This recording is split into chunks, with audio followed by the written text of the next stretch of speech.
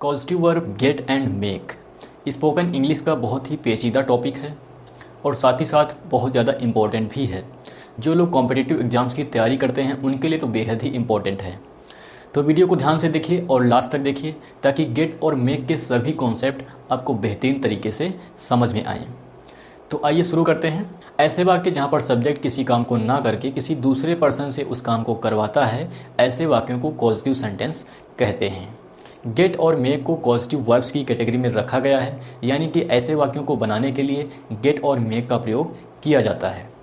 हालांकि गेट और मेक के अलावा कुछ और भी कॉजेटिव वर्ब्स होती हैं, जैसे लेट, हेल्प, हैव। तो अगले वीडियो में हम वो भी सीखेंगे। आज फिलहाल हम गेट और मेक सीखते हैं। तो कॉजेटिव वर्ब गेट और मेक का प्रयोग किसी दूसरे व्यक्ति से काम करवाने के लिए किया जाता है। आइए पहले रूल देखते हैं, उसके बाद कुछ एग्जाम्पल लेते हैं। पहले मेक का रूल देखिए, subject plus make plus other person plus verb की first form plus object. Get के रूल में देखिए, subject plus get plus other person plus to plus verb की फर्स्ट फॉर्म प्लस ऑब्जेक्ट। यहाँ पर गेट और मेक के रूल में एक डिफरेंस है। गेट के साथ अदर पर्सन के बाद टू लगता है और मेक में कोई टू नहीं लगता है, तो ये चीज़ आप याद रखिए। गेट का सेकेंड रूल है subject plus get plus object plus verb की थर्ड फॉर्म। तो इन तीनों रूल्स का कहाँ पर यूज़ करना है मैं आपको आगे बताने वाला हूँ। आइए एग्जाम्पल लेते हैं, एग्जाम्पल के माध्यम से समझते हैं कहाँ पर कौन सा रूल यूज किया जाएगा। तो पहला एग्जाम्पल देखिए, मैं रवि से अपना मोबाइल रिपेयर करवाऊंगा। अब यहाँ पर सब्जेक्ट कोई काम खुद नहीं कर रहा है, वह किसी दूसरे व्यक्ति से उस काम को करवा रहा है। तो ऐसे में हम कॉजेटिव वर्ब गेट या फिर मेक का प्रयोग करके सेंटेंस को बोलेंगे। कहाँ पर गेट का प्रयोग और कहाँ पर मेक का प्रयोग करेंगे?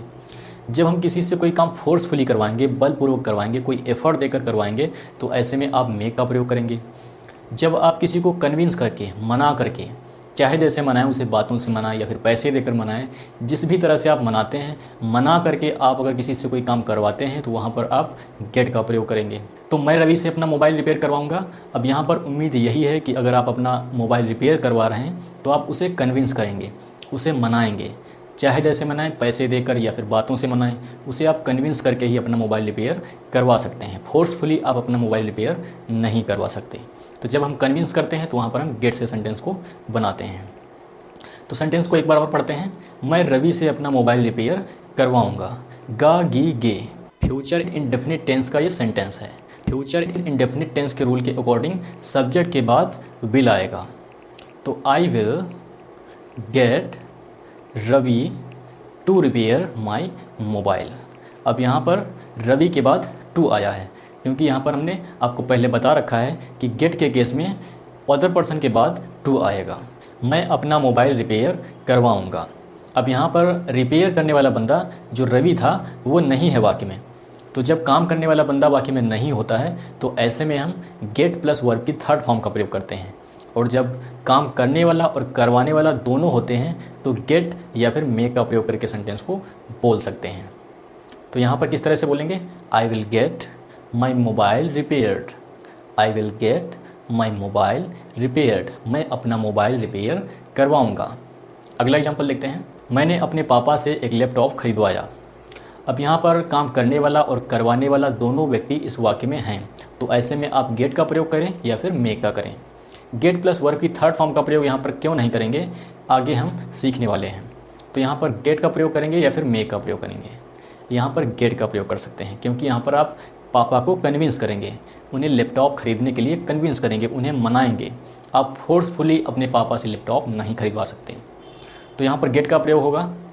मैंने अपने पापा से लैपटॉप खरीदवाया। पास्ट में खरीदवाया, उठा बैठा, खाया पिया, रोया गाया, पास्ट इंडेफिनिट टेंस का सेंटेंस है। तो यहाँ पर सेकेंड फॉर्म का प्रयोग किया जाएगा। I got my father to buy a laptop.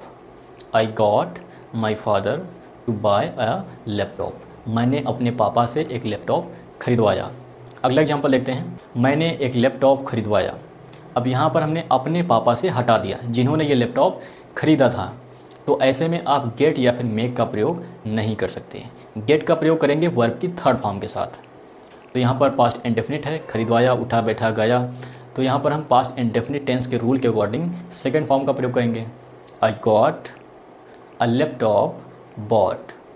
I got a laptop bought, buy की थर्ड फॉर्म बॉट, मैंने एक लैपटॉप खरीदवाया। अगला एग्जाम्पल देखते हैं, मैं रविवार को अपने बाल कटवाऊंगा। अब यहाँ पर बाल कटवाने वाले का जिक्र है, लेकिन कौन काटेगा उसका जिक्र नहीं है। तो ऐसे में आप गेट प्लस वर्ब की थर्ड फॉर्म का प्रयोग करेंगे। गेट और मेक की मदद से आप इस तरह के सेंटेंस नहीं बोल सकते। तो यहाँ पर गा गी गे आया है, तो यहाँ पर हेल्पिंग वर्ब के तौर पर विल आएगा। I will get my hair cut on Sunday. I will get my hair cut on Sunday. Cut की थर्ड फॉर्म कट ही रहती है। मैं रविवार को अपने बाल कटवाऊंगा। अगला एग्जाम्पल देखते हैं, मैंने तुमसे उसे पिटवाया।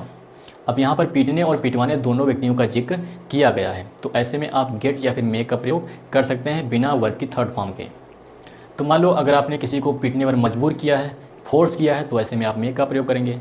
अगर किसी को कन्विंस किया है तो गेट का प्रयोग करेंगे। तो इस तरह के सेंटेंस को दोनों तरीकों से ट्रांसलेट कर सकते हैं। पास्ट इंडेफिनिट टेंस का सेंटेंस है तो सेकेंड फॉर्म लगेगी, I got you to beat him. I got you to beat him, मैंने तुमसे उसे पिटवाया, कन्विंस करके, मना करके। I made you beat him. I made you beat him, मैंने तुमसे उसे पिटवाया, फोर्सफुली। मैंने तुम्हें रुलाया। अब यहाँ पर रोने और रुलाने वाला दोनों व्यक्ति साथ में हैं, तो ऐसे में आप गेट का प्रयोग करेंगे या फिर मेक का प्रयोग करेंगे। और यहाँ पर ऐसी सिचुएशन में जब आप किसी को रुलाते हैं तो वहाँ पर आप कन्विंस नहीं करेंगे, आप फोर्सफुली उसे रुलाएंगे एफर्ट देकर। तो ऐसे में आप मेक का प्रयोग करेंगे। आई made you weep. I made you weep. तो अब बारी है क्विज की। आपके सामने स्क्रीन पर कुछ क्विज दी गई हैं, वीडियो को पॉज कीजिए और इनके आंसर गेस कीजिए। हो सके तो इन्हें कमेंट बॉक्स में लिखिए ताकि मैं इनका रिव्यू कर सकूं। आज के लिए इतना ही, मिलते हैं किसी और वीडियो लेक्चर में किसी और टॉपिक के साथ। तब तक के लिए सीखते रहिए, हंसते रहिए, मुस्कुराते रहिए। Thanks for watching.